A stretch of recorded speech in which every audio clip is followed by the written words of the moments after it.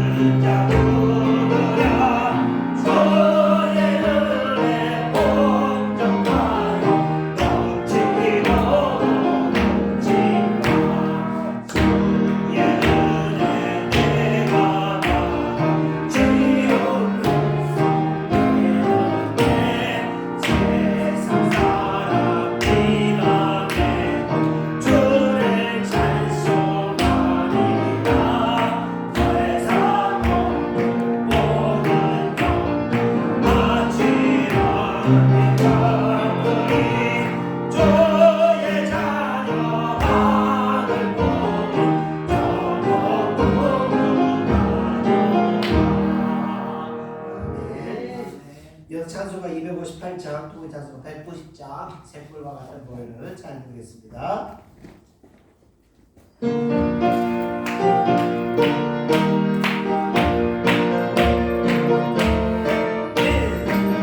샘플과 같은 노래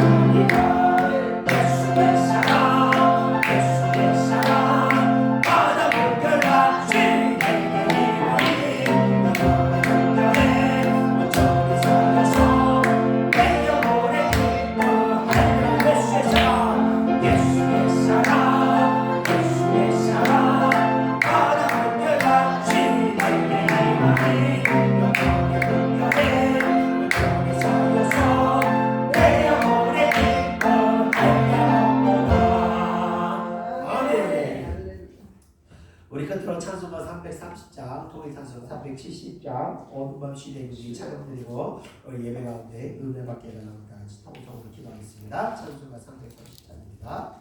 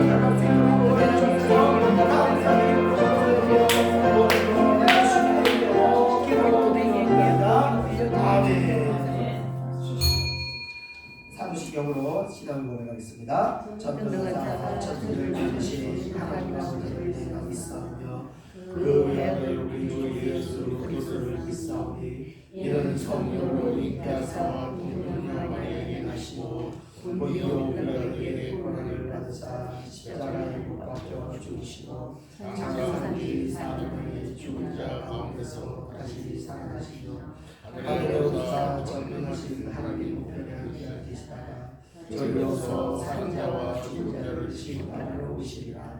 성령을 믿사오며 거룩한 공의와 성령과 교통하는 것과 죄를 사하여 주시는 것과 몸이 다시 사는 것과 영원히 사는 것을 믿사옵나이다. 아멘. 오늘 예배를 제가 기도하겠습니다. 기도하겠습니다. 은혜와 사랑이 충만하신 하나님 아버지 감사합니다. 오늘도 이 거룩한 날 아버지께서 아버지 저희들을 잊지 않으시고 이곳 하나님의 은혜의 장소로 인도해 주심을 감사를 드립니다. 하나님께서 저희들을 인도하신 데는 하나님의 신령한 복을 저희들에게 허락하시기 위해서 이곳으로 인도하신 줄 믿습니다. 오늘 아버지 우리들에게 그 복을 허락하사 아버지 우리가 예배를 통해서 우리의 심령이 하나님을 만나게 하시고 하나님을 만남으로 말미암아 저희들의 심령이 다시 아버지 온전케 되고 지난 한 주가 있었던 모든 무너지고 허물어졌던 우리들의 마음가짐이 다시 아버지 새로워지고 굳건해질 수 있도록 은혜 허락하여 주시옵소서.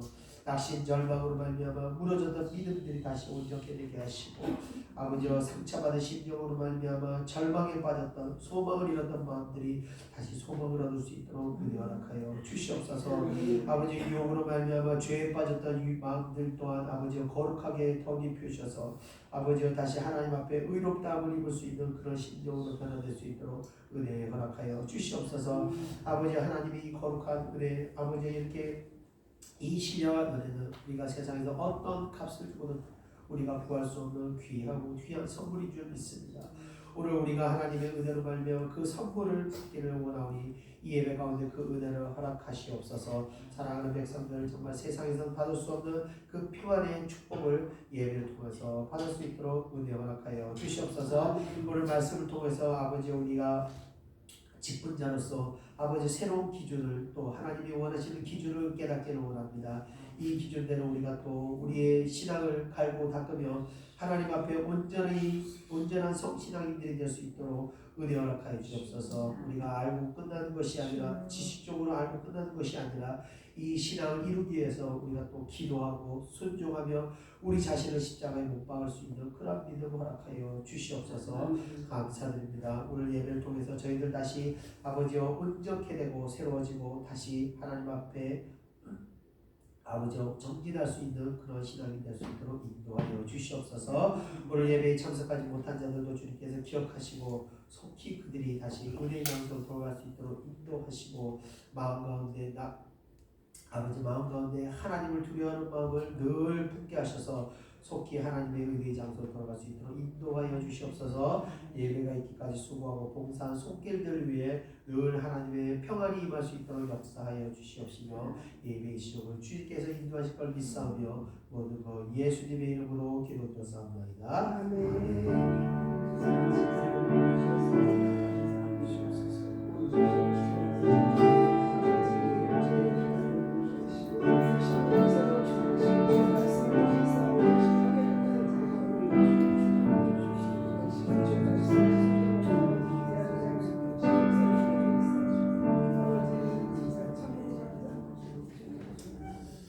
하나님 말씀 보겠습니다. 하나님 말씀은 디모데전서 3장 1절에서 7절입니다. 디모데전서 3장 1절에서 7절 구약 신약성경 338페이지입니다. 338페이지 신약성경 338페이지 디모데전서 3장 1절에서 7절 디모데전서 3장 1절에서 7절 구약 신약성경 338페이지입니다. 신약성경 338페이지 디모데전서 3장 1절에서 7절 다 찾으실 줄 믿고 우리가 한 목소리 읽겠습니다. 1절 시작. 믿다 기다려 곧 사람이 가운데 주님을 바라보는 선한 일을 사모하는 것이라 하리로다. 그러므로 가끔도 책망할 것이 없으며 하나님의 남편이 되며 절제하며 신중하며 단정하며 남을 대접하며 가르치기를 잘하며 술을 즐기지 아니하며 구타하지 아니하며 오직 관용하며 다투지 아니하며 돈을 사랑하지 아니하며 자기를 잘 다스려 자녀를 모든 공손함으로 복종하게 하는 자라 할지며 사람이 자기 집을 다스릴 줄 알지 못하며 어찌 하나님의 교회를 돌보니요.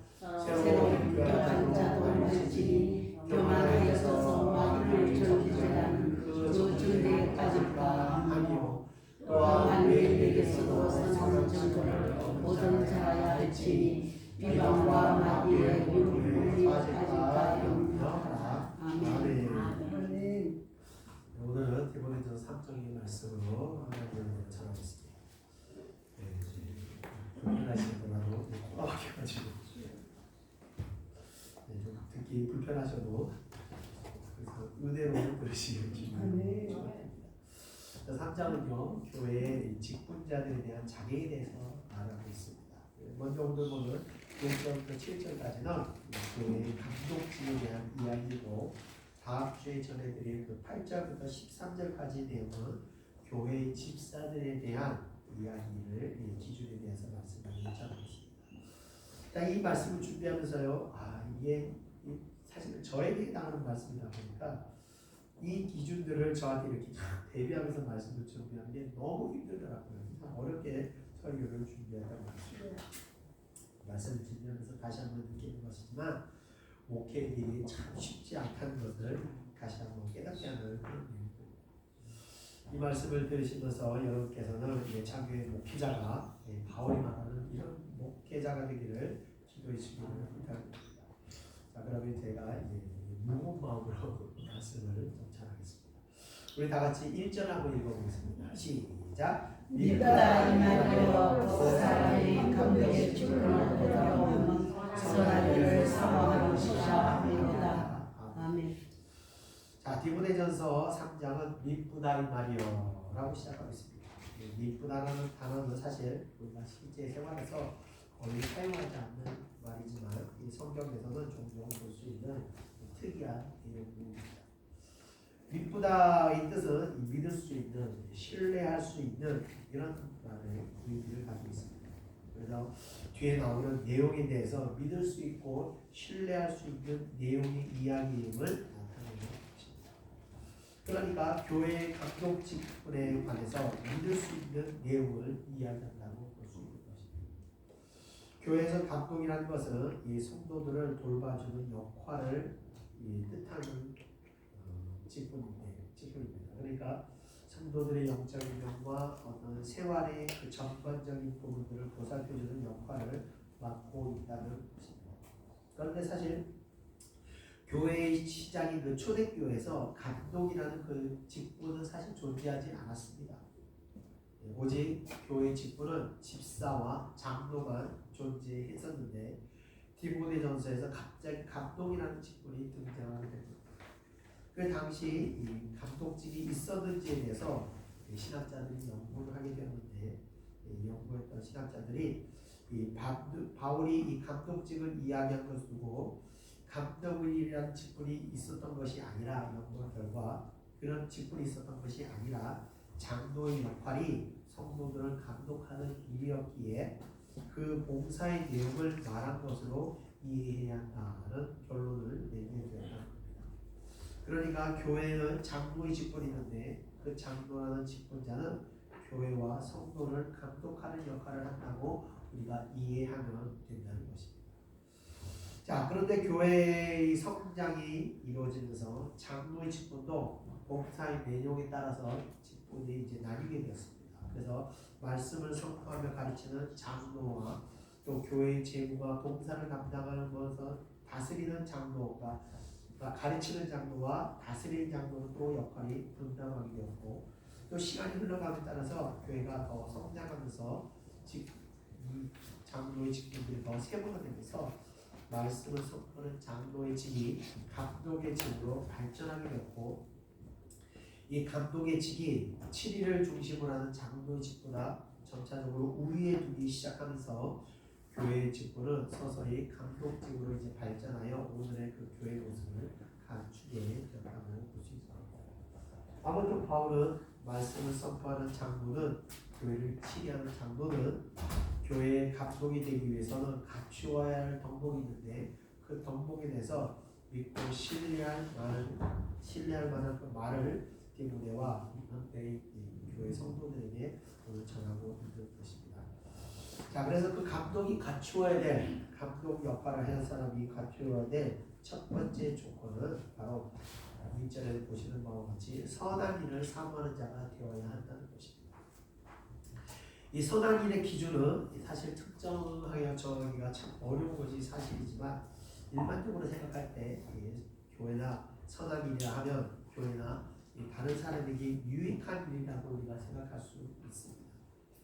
그러니까 자기보다 남을 더 생각하는 사람이 바로 이 선한 일을 하는 사람이라는 겁니다.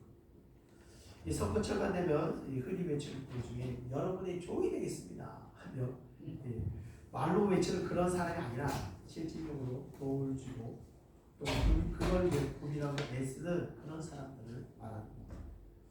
그런데 이렇게 실질적이고 영적인 봉사직이 되는 이 감독이 세상적으로 이렇게 물이 들게 되면요, 종교화되면서 그야말로 그때부터는 봉사직이 아니라 이 교인 위에 군림하게 되고 권세를 행사하는 자리로 변질하게 됩니다. 그래서 이 감독직이란 게 정말 그 봉사직이란 그 처음 정신을 잘 지켜야 되는 것이 너무나 중요한 것 같습니다. 그래서 첫 마음을 잊어버리고 교인 위에 군림하는 그 권세를 행사하는 자리가 되어버리는 일들이 사실 기독교 역사 속에서는 항상 등장했었고 지금도 종종 등장하게 되는 겁니다. 우리가 그러나 알아야 할 것은 교회의 감독이라는 직책은 세상적인 명예와 구별된 그 거룩한 목적을 가지고 있는 직책이며 오직 하나님의 영광과 연관된 직책이라는 것을 우리가 꼭 기억해야 된다는 겁니다. 자, 이렇듯 교회에서 감독이 되고자 하는 것은 하나님과 교회와 교인을 위해서 스스로 희생 제물이 되어야 한다는 것을 의미하는 것입니다. 더더군다나 이 초대교회 당시에 바울이 기록을 쓸 초대교회 당시에는 교회가 유대인들뿐만이 아니라 이방인에게서도 많은 핍박을 받아왔기 때문에 그런 교회를 위해서 감독이 되겠다는 것은 그야말로 그 모든 희생을 감수하면서까지 자기를 희생할 각오가 되어 있다는 것을 의미하는 것이기 때문에 이런 직분을 감당하는 것은 자신의 유익을 위해 사는 사람이 함부로 맡을 수 있는 자리가 아니었다는 것입니다. 자, 과거 목회자들은 보면요, 이 뜨거운 사명감을 가지고 목회하는 목사님들이 많이 계셨습니다. 그 목사님들 그 사명감이 뜨거울 수 있었던 이유는 그 목사님들이 어려서부터 자라오면서 보았던 그 자기 교회의 목사님들을 볼 때, 그러니까 아마 전주 유교 사명 전후 세대였기 때문에 목회자들이 삶이라는 것이 사실 말도 할 수 없을 정도로 어려운 시절이었을 겁니다. 그래서 그런 어려운 고난 가운데서도 성도들을 섬기는 목사님들을 보면서 아마 이 목사님들이 어렸을 때 자기를 죽어도 벗어난 목사님은 안 된다고 정말 다짐을 하고 또 다짐을 하면서 성장하였던 그런 분들이 목사님들이 많았다는 것입니다. 그래서 그 고생을 하면서도 성도들을 섬기는 모습을 바라볼 때 자신은 도저히 그런 일을 감당할 자신이 없었을 겁니다. 그런데도 목회자가 되었다는 것은 그런 하나님의 부르심의 사명과 받은 은혜에 대한 은혜가 너무나 감사하여 그 일을 감당할 각오로 그 어떤 무직보라도 감당할 각오로 목회자의 길을 들어오신 것입니다. 그렇기 때문에 그 과거의 목사님들은 정말 뜨거운 사명감으로 사명을 하시는 분들이 많았던 것 같습니다. 자, 그런데 현대 목회 지원자들은 많이 달라진 것 같습니다. 특별히 유명한 스타 목사님들을 보면서 그 목사님들의 그 성격과 헌신의 모습보다는 이 화려함을 보면서 성경에서 말하는 그 온전한 봉사의 자세가 아니라 좋은 직업으로 비춰지기 모습들이 많았던 것 같습니다. 목회자를 하나의 좋은 직업으로 생각하며 지원하는 사람들이 현대교회는 많다고 합니다. 이런 것이 참 안타까운 현실인 것 같습니다. 육신의 본질은요, 남을 위해 사는 그 사명감에 대해서 강한 거부감을 나타내는 것이 정상적인 반응인 것입니다. 그러나 감동의 사명이 있는 사람은 오히려 남을 위해서 살 때 행복감을 느끼고 인생의 보람을 느끼게 되는 것입니다. 즉 이런 사람들은요, 이 육신의 본질을 따라가는 것이 아니라 하나님께서 쓰시고자 그 선한 마음을 주어진 것이라고 볼 수 있는 것입니다. 그렇기 때문에 목회자는 다른 사람 앞에서 큰 소리 치는 자리도 아니고 잘난 척하는 자리도 아니고 정말 성도의 영혼을 위해서 봉사하고 섬기는 철저하게 다른 사람을 위해서 사는 삶이 된다는 것입니다. 자, 이어지는 2절을 다 같이 한번 읽어보겠습니다. 화면이 갑자기 안 나오지? 2절을 다 같이 한번 보겠습니다. 시작. 그러므로 감독은 증거할 수 없으며 하나님의 양들이 되며 절제하며 신중하며 단정하며 나그네를 대적하며 가르치기를 잘하며. 자, 자, 그런 감독이 선한 일을 수행하기 위해서는 갖추어야 할 구체적인 이 자질이 있는데 이전에 그것들을 말하고 있습니다. 첫 번째, 먼저 책망할 것이 없어야 한다는 겁니다. 이것은 이 사상적인 면에서나 또 인격적이고 생활적인 면에서 책망할 것이 없어야 한다는 것입니다. 한마디로 인격적인 어떤 성숙함이 필요하다는 것입니다. 자, 왜 그러냐면요, 이 사상적으로 또 윤리적으로 문제가 있는 사람이 다른 사람을 말씀대로 인도할 수 없기 때문에 그렇습니다. 목회자는요, 성경적인 원리대로 성도를 인도해야 하는데, 그래서 우리 인생에 문제가 있을 때마다 제가 맨날 주장하는 게 성경대로 돌아가야 돼. 성경이 인생이 다니거든요. 성경대로 돌아가야 꼬였던 인생의 문제들이 다시 풀어지는 것입니다. 그래서 모든 것을 다 집어치우고 성경대로 돌아가야 돼. 제가 항상 이해가 가는데. 그런데 이 어떤 목회자가 다른 잘못된 사상과 어떤 잘못된 그런 어떤 윤리적인 문제가 있다면 성경대로 인도해야 하는데 성경대로 인도하는 것이 아니라 다른 가치관이 그 성도를 인도하는데 묻어서 가기 때문에 자칫 잘못된 길로 빠질 수가 있기 때문에 그렇습니다. 자, 두 번째로 한 아내의 남편이 되어야 한다라고 합니다. 이것은 당시의 일부 다처의 그런 결혼 풍속에 관한 이야기인데 당시 유대교에서나 또 초대교에서도 일부 다처제가 종종 있었다고 합니다. 그런데 이런 사람들에게 교회의 감독직을 준다는 것은 바울이 보기에 부적절한 것으로 보고 있었던 것 같습니다. 예, 저도 뭐 이런 삶을 살아보지 않아서 잘 모르겠지만 부인을 열어 두고 산다는 것은 그 삶 자체가 상당히 좀 혼란스럽기도 하고 복잡하지 않을까 이런 생각을 한번 해봤습니다.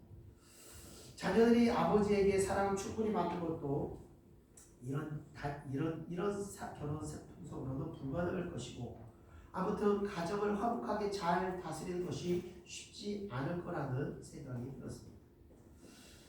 자, 그런데 중요한 것은요, 하나님께서 과연 일부 다처에 대해서 어떻게 생각하시냐라는 것이 우리에게 더 중요하다는 겁니다.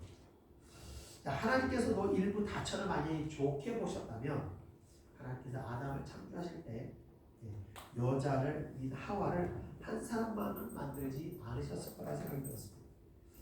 번성하라, 번성하는 것이 하나님 목적이었기 때문에 더 빨리 번성시키기 위해서 하와를 여러 명 만들 수도 있지 않았을까 그런 생각을 하는데 그럼에도 불구하고 하나님께서 한 여인을 만들었었던 것은 하나님께서도 일부 일처를 기본적으로 원하셨기 때문이라는 겁니다. 자, 결국 아내를 여러 가진다는 것은 성경을 벗어난 욕심으로 가정을 이룬 것으로 이런 사람이 교회 감독으로서는 부적절한 자임을 바울은 말하고 있는 것입니다. 자, 세 번째는 절제하며라고 말합니다. 이 말은 좁은 의미에서 술과 고기를 즐기지 않는다는 의미로 한마디로 세상적인 욕망을 제어하는 힘을 의미하는 것입니다. 사람은 세상적인 즐거움이 쉽게 빠질 수 있습니다. 욕망과 유혹이 있을 수 있기 때문에 흔들리게 되는 겁니다. 그러나 교회의 감독은 이런 욕망과 유혹을 절제하며 거부할 수 있어야 한다는 겁니다.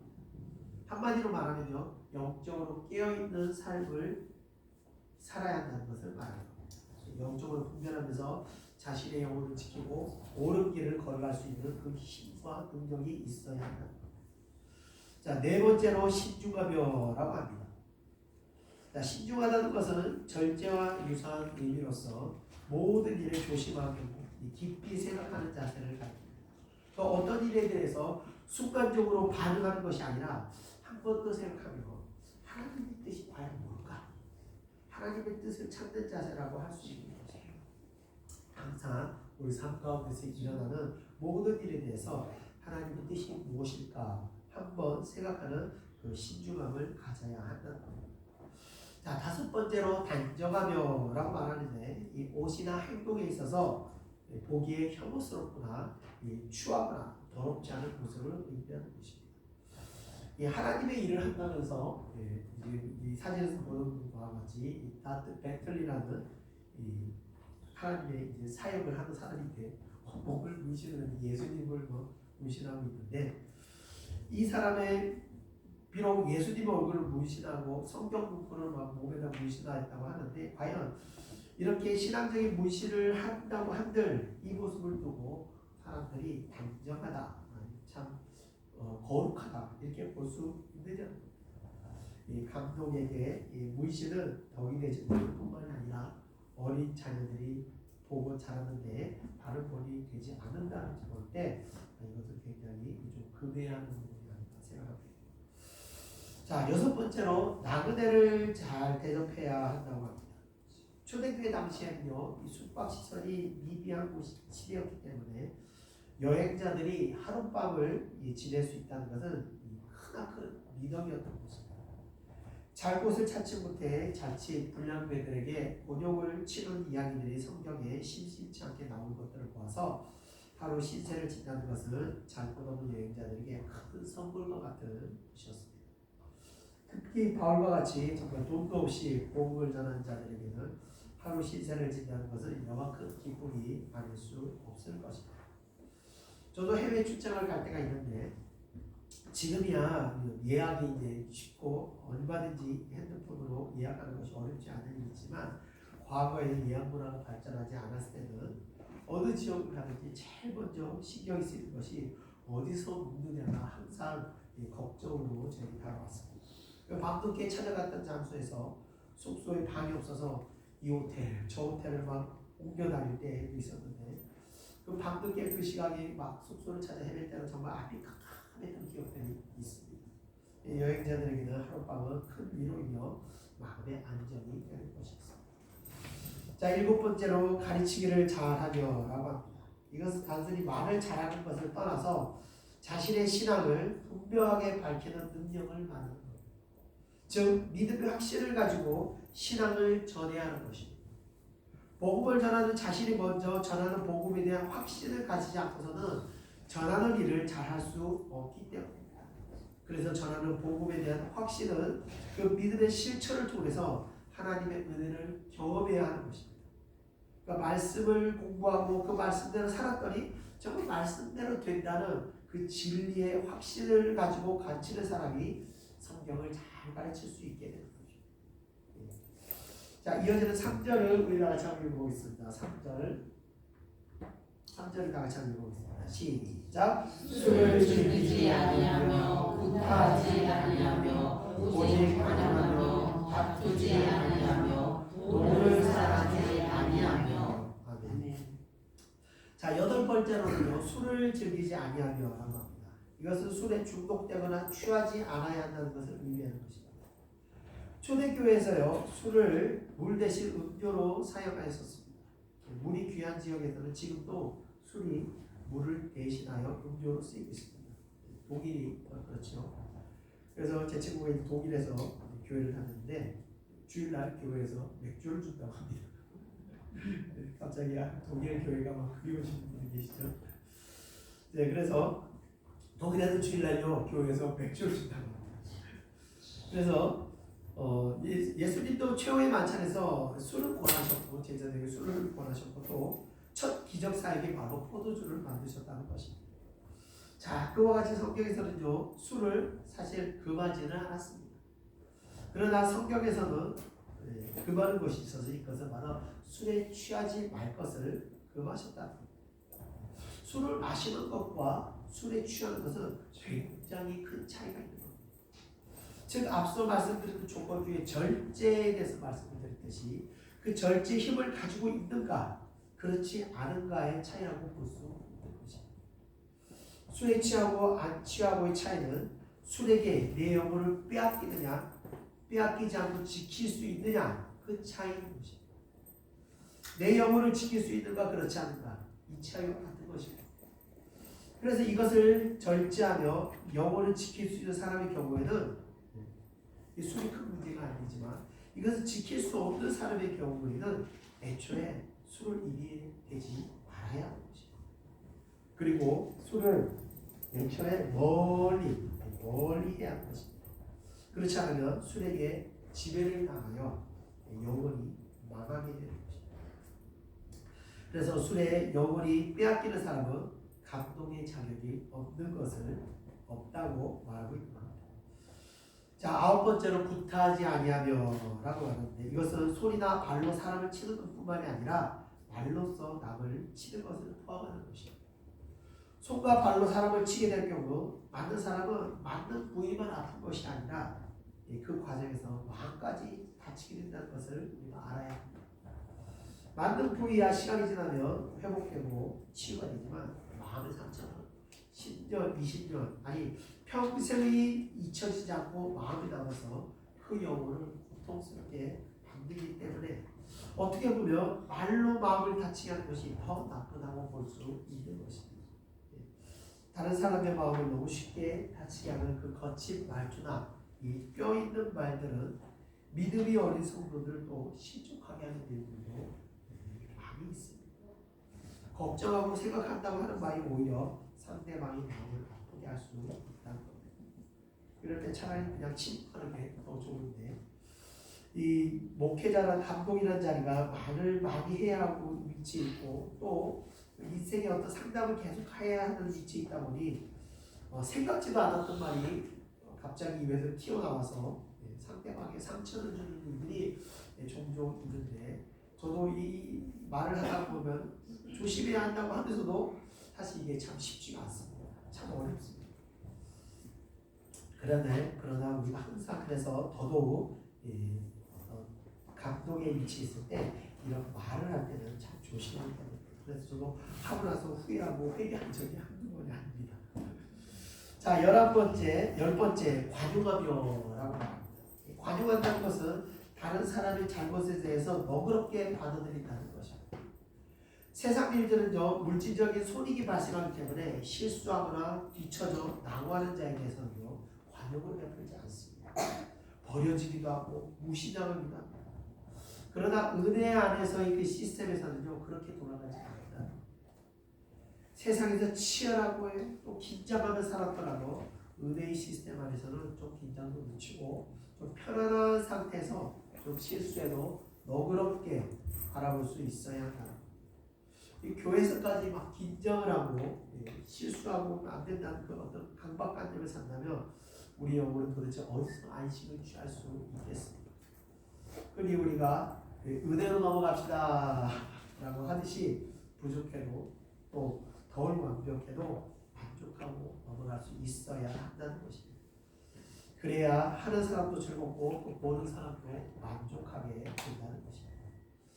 자, 12번째 다투지 아니하며 라고 하는데 여기서 다투는 이유가 진리의 문제를 가지고 다투는 것을 이야기하는 것이 아니라 개인 간에 일어나는 다툼을 의미하는 것입니다.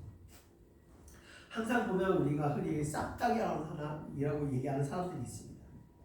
이 다툼이 일어난 이유는요 두 가지 의견이 충돌할 때 다툼이 일어나게 됩니다. 왜 충돌이 일어나느냐? 자신의 주장을 강하게 내세우면 이런 일이 일어납니다. 상대방의 의견에 대해서 한번 생각하고 서로가 서로를 한번 생각하면 이런 충돌이 없어지는데 자기 생각을 고집하다 보면 항상 이런 충돌이 일어나게 되는 겁니다. 자, 13번째로 돈을 사랑하지 아니하며 라고 말하고 있습니다. 자, 성경에는 돈을 사랑하는 것을 일반하게 꾼이라고 말하고 있습니다. 나는 돈을 사랑하는 사람이고 돈을 위해서 무슨 일이든지 할 수 있는 것입니다.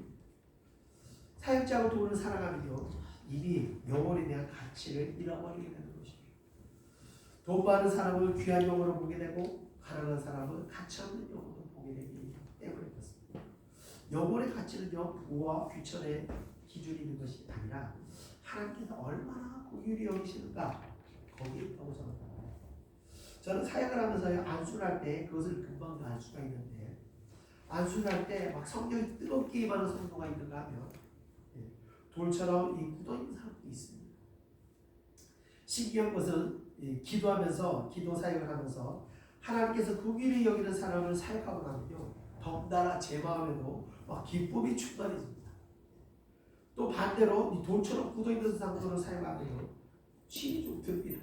힘이 좀 들지만 또 어렵기도 하지만 그 싸움을 함께 싸우며 그 마귀의 진을 신정에 있는 마귀의 진을 깨뜨리고 나면 또 거기에 딸려온 큰 희열이 저에게 느껴집니다. 그러다 보니까 사역을 하는 것 자체가 한편으로 저에게 큰 즐거움이 되기 때문에 아직까지는 제가 이 부와 귀천을 기준으로 사역을 하지 않는 것 같습니다. 사역을 하는 것을 제가 반하지 않고 항상 사역에 위해서는 어디든 달려가는 이유가 바로 이런 기쁨이 있기 때문에 그렇습니다. 자, 이어지는 4절 우리 다 같이 한번 읽어보겠습니다. 시작. 자기를 잘 다스려 자녀들로 모든 공성으로 복종하게 자라야 할지니라. 아멘. 자, 집을 잘 다스린다는 것은 바로 자녀들을 가르치는 일을 말하는 겁니다. 당시 로마 사회에서는요, 웬만큼 사는 가정에서는 자녀 교육을 되게 고학력의 그 노예들에게 일임하였습니다. 그러다 보니까 부모의 어떤 직접적인 훈계나 사랑을 받지 못한 자녀들 중에 많은 아이들이 정신적인 상태가 문제가 생기고 또 세상에서도 문제를 일으키는 아이들이 많이 있었다고 하죠. 그런데 로마 사회와 달리 교회에서 지도자들은 먼저 자신의 가정을 잘 다스려서 많은 사람들에게 본을 보여야만 했던 것입니다. 왜냐하면 이 가정이야말로 모든 사회 구성 중에서 최소의 집합체이기 때문에 그렇습니다. 그래서 가정을 잘 다스리지 못하는 사람이 교회를 잘 다스린다는 것은 어불성설인 것입니다. 그런데 안타깝게도 현대교회 지도자들의 자녀들 중 상당수가 탈선하여 방황하고 있다는 것입니다. 자, 그 이유는 간단합니다. 목회자가 자기가 설교한 대로 살아가지 못하면 자녀들은 위선된 그 부모의 모습을 보면서 비뚤어져 가게 되어 있는 것입니다. 즉, 교회와 가정에서의 모습에 큰 차이가 나타날 경우 자동적으로 자녀들은 잘못된 길로 빠져가게 된다는 것입니다. 그렇기 때문에 먼저 자녀들을 잘 다스리는 것은 목회자가 가정에서 먼저 목회자의 삶을 살아가야 한다는 그런 말이 되는 것입니다. 말은 참 쉽지만 이게 참 어렵습니다. 어렵지만 반드시 만들어 가야 하는 그런 과정이라는 것이죠. 왜냐하면 다음 절에 그 이유가 있는데 이어지는 우리 5절을 다 같이 한번 읽어보겠습니다. 시작. 사람이 자기 집을 다스릴 줄 알지 못하면 어찌 하나님의 교회를 돌보리요. 아멘. 자기 가정에서 올바른 모습으로 바른 길로 인도하지 못하면서 어떻게 성도들을 올바른 길로 인도할 수 있냐는 겁니다. 은혜로 가정에 평화를 끼치지 못하면서 어떻게 성도들에게 평화를 줄 수 있냐는 그런 거예요. 목회자가 된다는 것은요, 참 큰 축복이 됩니다. 저도 목회자가 되기 전에는요, 생각도 못했던 일들이었기 때문에 처음에 하나님의 사명을 받게 되었을 때 그것이 마치 저에게는 올무처럼 느껴지고 큰 부담감처럼 느껴지고 억울한 마음이 막 마음에 생겨났습니다. 그래서 고통스럽게 하나님께 울부짖었습니다. 내가 언제 목회자 되게 해달라고 기도라도 한 적이 있냐고, 왜 나한테 이런 걸 시키냐고 그러면서 울부짖었는데, 그런데 순종하고 기도하면서 그 일을 위해서 달려오다 보니 이전에 평신도 시절에는 상상도 할 수 없었던 그 큰 축복이 목회자의 가정에 주어진다는 것을 제가 깨닫게 되었습니다. 그것은 바로 참 평안이라는 겁니다. 교회 가정에서 목회자로서의 모습을 지키려고 애쓰다 보니까 어느새 가정에서도 목회자로서의 모습으로 변화되어 가면서 가정에 평안이 임하는 것을 제가 보게 됩니다. 평안한 가운데 자연스럽게 자녀들이 웃으면서 딱히 좋은 것을 사주지 않아도 아이들은 행복하며 자라게 된다는 것. 그래서 제가 깨닫게 된 것은 평안이야말로 하나님의 가장 큰 선물이라는 것입니다. 가정에서 평안을 지킬 수 있을 때 교회의 평안을 지킬 수가 있다는 것입니다. 즉 목회자는 가정을 교회같이 거룩하게 만들어야 하며 교회를 가정같이 평안하게 만들어야 한다는 것입니다. 네, 이어지는 6절을 우리 다 같이 읽어보겠습니다. 시작. 새로운 평안자로 가르치며 교만하여서 와도 정죄하는 그 정죄를 맞으라 하며. 아멘. 자, 교회 감독으로서는 새로 입교한 자에게는 교회 감독자리를 맡기지 말라고 말하고 있습니다. 그 이유는 바로 교만하여지기 때문이라는 것입니다. 왜 새로 입교한 사람이 교만해지는가? 그 이유는 바로 처음 은혜를 받게 되면요, 심령에 많은 변화가 일어납니다. 왜냐하면 말씀의 깨달음이 주어지면서 세상을 보는 시각이 달라지기 때문에 그렇습니다. 그런데 여기서 중요한 것은 그 깨달음, 그러니까 변화된 심경이 곧 그 사람의 신앙이 되는 것은 아니라는 겁니다. 무슨 말인가 하면 이전까지 알지 못했던 그 하나님의 말씀에 대한 깨달음이 주어질 때 기쁨과 감격이 임할 수 있지만 그것을 안다는 것이 곧 내가 그 신앙대로 산다는 것을 의미하지는 않는다는 겁니다. 예를 들어서 예수님의 제자가 되기 위해서 자기 십자가를 짊어지고 자기를 부인해야 한다는 사실을 알게 되었다 할 때 안다고 해서 바로 자기 십자가를 짊어지고 자신을 부인할 수 있는 것은 아니라는 거죠. 베드로와 제자들은요 예수님에게 절대로 자신들은 예수님을 부인하고 배반하지 않겠다는 큰 소리를 쳤습니다. 그것은 분명 거짓이 아니라 진심이었습니다. 그런데 그들은 결국 모두 도망가버리고 예수님을 부인하게 되었습니다. 제자들은 자신들의 생각과 마음을 자신들의 신앙으로 자신들의 실력으로 알고 착각하고 있었던 겁니다. 특히 이런 일들이 은사가 주어진 자들에게 많이 발생하고 있습니다. 하나님의 음성을 듣고 환상을 보고 영적 교통이 시작되는 경우 더더욱 교만에 빠질 수 있는 것입니다. 한 집사님 사역하는데 그분도 하나님과 교통하시는 분이었습니다. 자신에게 주어진 감동의 어떤 큰 확신을 가지고 있었습니다. 그런데 정작 순종을 하지 못하고 있는 모습을 보고 있습니다. 제가 웃으면서 말했습니다. 집사님이 보여주고 들려주는 것이 내 실력이 아니에요. 내 믿음이 아니에요. 그걸 하나님이 보여주시는 거예요. 내 신앙은 뭐냐면 그 보여주는 것, 순종하는 것이 그게 내 신앙이라고. 그러자 뻥 하면서 충격받는 모습을 제가 보였습니다. 자, 바울이 새로 입교한 자에게 감독직을 맡기지 말라는 것은 바로 이러한 이유 때문입니다. 받은 은혜가 커서 입으로는 놀랍고 신기한 말을 많이 한다고 해서 그런 사람에게 감독직을 맡기게 되는 경우 교만해져서 마귀를 정죄하는 그 정죄에 빠진다는 것입니다. 이 마귀를 정죄하는 정죄에 빠진다는 것은 자신의 어떤 영적 교만한 마음으로 사람들을 쉽게 판단하고 정죄하며 스스로 높은 자리에 올라 세우게 될 위험이 있다는 것입니다. 바울은요 다메섹에서 놀라운 성령을 체험하였습니다. 그 체험을 경험한 뒤 바로 영적 능력을 발휘하면서 사역자의 길을 걸어갔던 것은 아닙니다. 성령을 체험한 후 8년간 바울에 대한 기록이 성경에는 없습니다. 그 이유는 하나님께서 그 8년간 그를 고난 가운데 연단하셨다는 것을 우리는 생각할 수 있습니다. 그 연단을 통해서 바울의 신앙은 능력 있는 신앙으로 변화될 수 있었던 것입니다. 자, 이 같은 방식은 바울뿐만이 아닙니다. 다윗은요 광야에서 10년의 연단을 받았고요. 요셉은 노예와 죄수로 13년간 연단을 받았습니다. 모세는 무려 40년간 연단을 받았습니다. 이처럼 하나님께서는요 하나님의 백성을 연단하시면서 능력 있는 신앙인으로 만드신다는 것입니다. 제가 추구하는 영성이 그래서 고난의 길을 걷게 하는 겁니다. 저는 절대 쉬운 길을 가지 하지 않습니다. 왜 그렇게 힘들게 살아야 되느냐? 그게 바로 하나님의 뜻이기 때문입니다. 고난이 능력을 만들기 때문에. 쉬운 길로는요 절대 능력을 수여하지 못합니다. 쉽고 편안하게 교회 감독이 되는 것은 능력을 소유하기 어렵기 때문에 또 쉽게 높은 자리에 올라가게 될 경우 한편으로 볼 때 쉽게 종교화가 됐고 또 쉽게 바리새인이 될 수 있을 가능성이 크다. 자, 우리 끝으로 7절을 다 같이 한번 읽어보겠습니다. 시작. 또한 외인에게서도 선한 짓을 얻었잖아야 할지 비방과 마귀의 올무에 빠져서 염려하라. 아멘. 자, 여기서 외인이라 하면 바로 교회 밖의 불신자들을 가리킨다고 볼 수 있습니다. 감독의 마지막 조건은 교인들뿐만이 아니라 불신자들에게도 좋은 평가를 얻는 자라야 한다는 겁니다.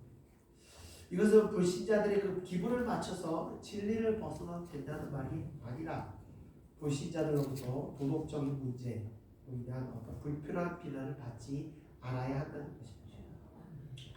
예수님께서는 성도들을 가르쳐 세상의 빛과 소금이라 역할을 감당하라고 교훈하신 것을 생각할 때 목회자가 최소한 교회에서 세상에서 비방을 받지 말아야 한다는 것을 말하고 싶습니다.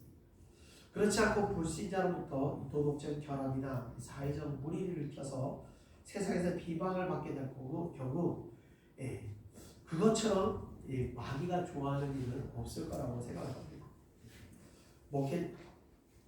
목회자가 타락하는 것만큼 불신자들에게 복음에 대해서 마음의 문을 닫고 그 복음을 듣고자 하는 귀를 닫게 하는 일이 어디 있겠습니까?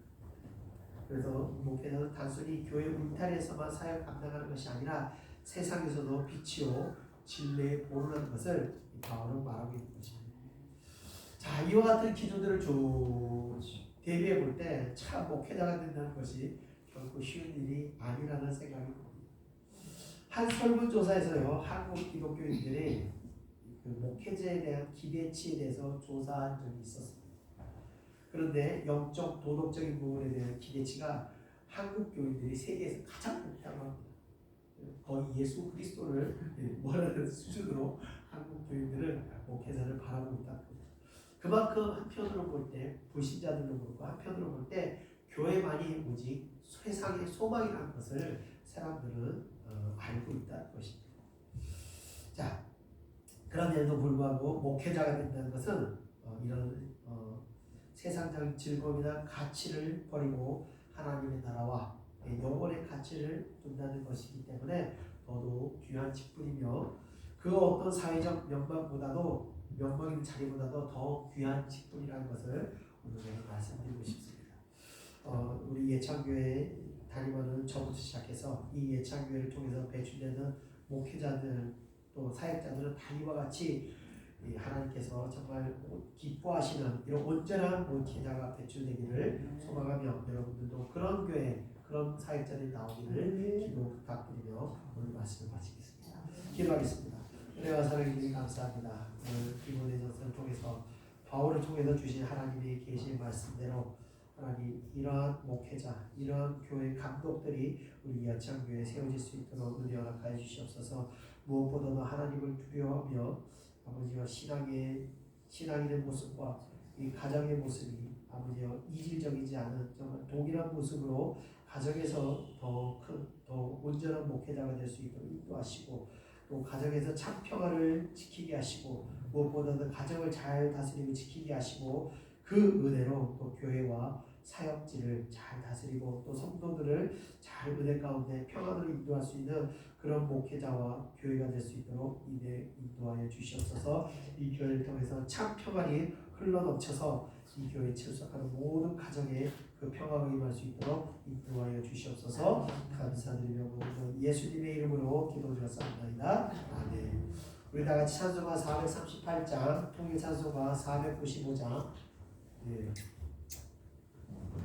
내 영혼이 민촉이고 찬양드리겠습니다. 할렐루야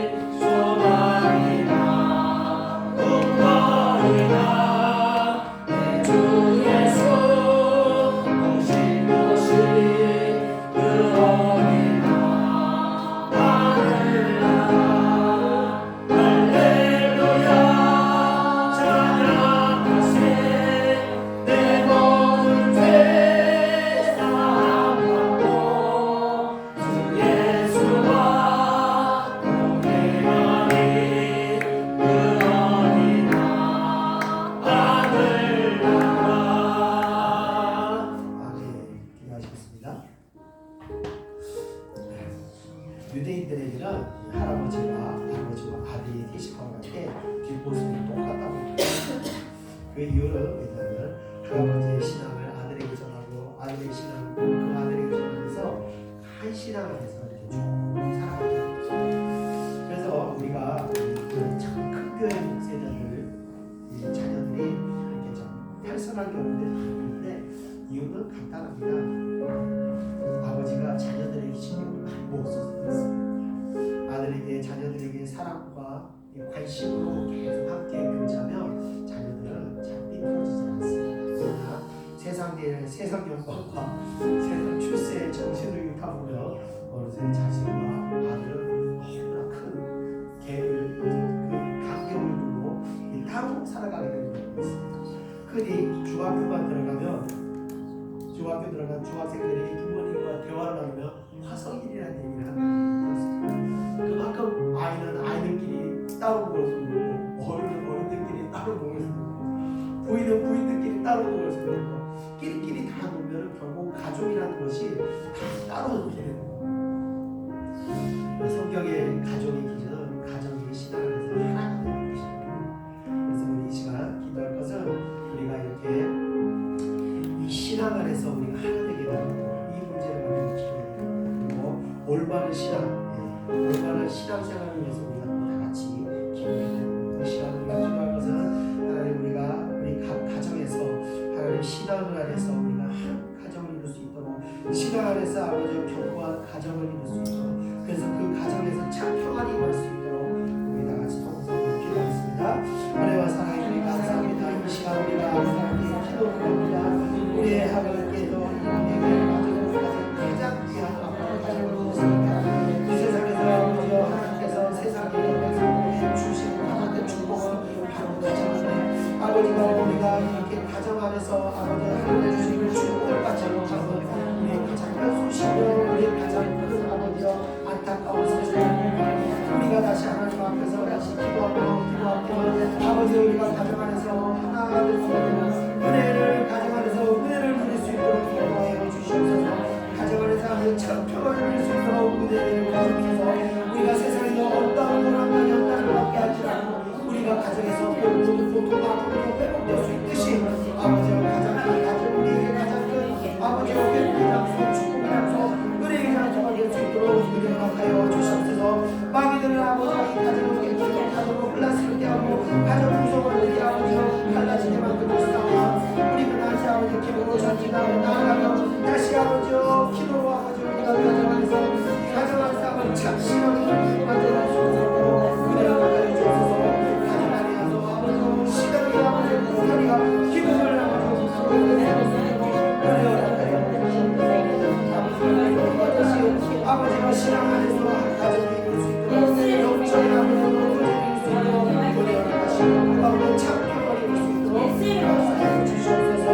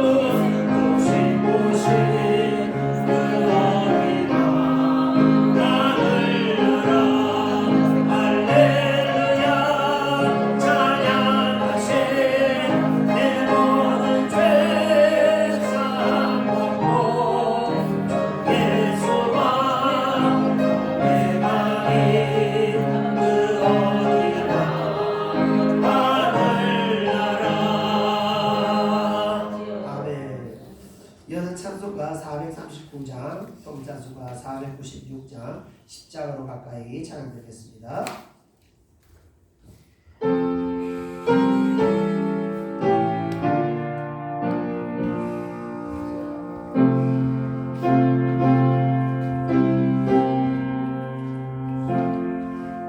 십자가를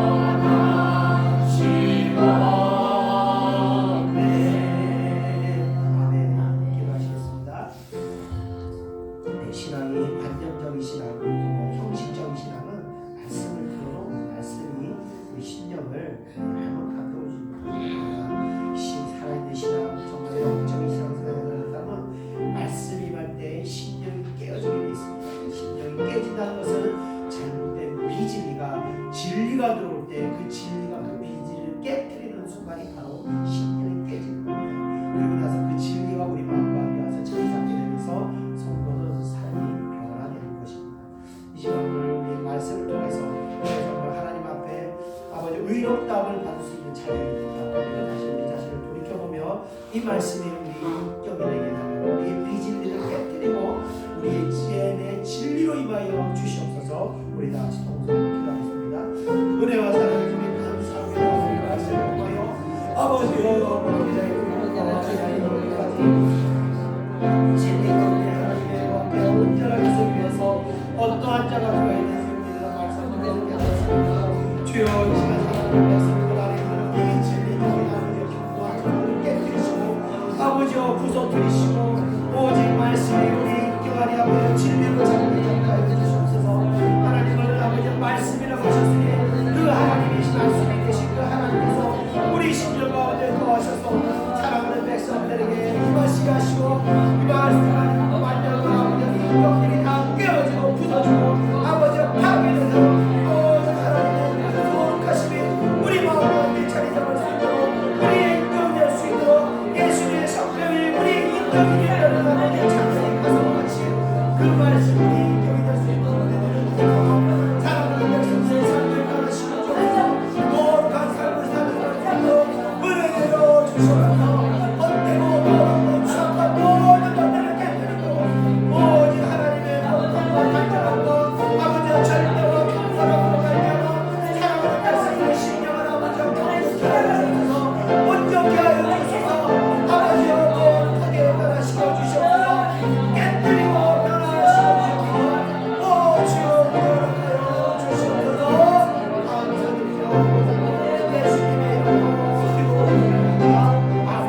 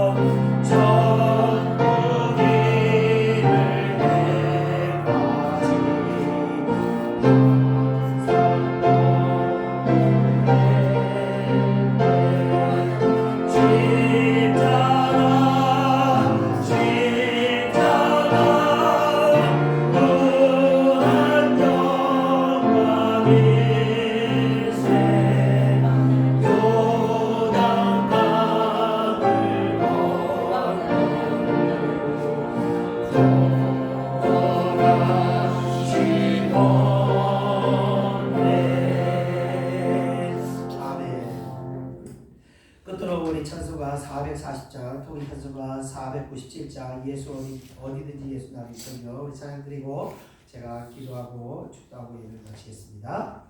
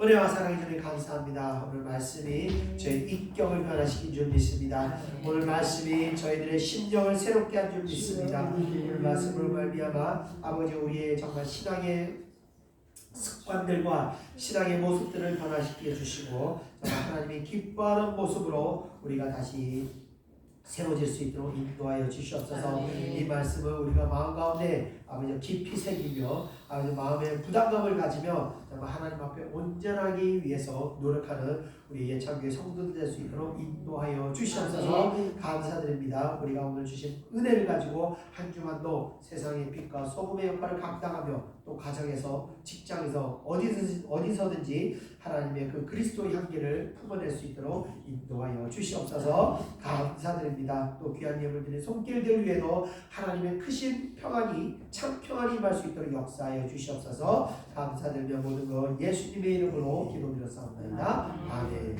이제는 우리 구주 예수 그리스도의 은혜와 하나님의 크신 사랑하심과 성령의 충만하게 하시니 이전에 모여있는 사랑하는 주의 백성들 머리 위에 이제로부터 영원히 함께 있을지어다. 아멘.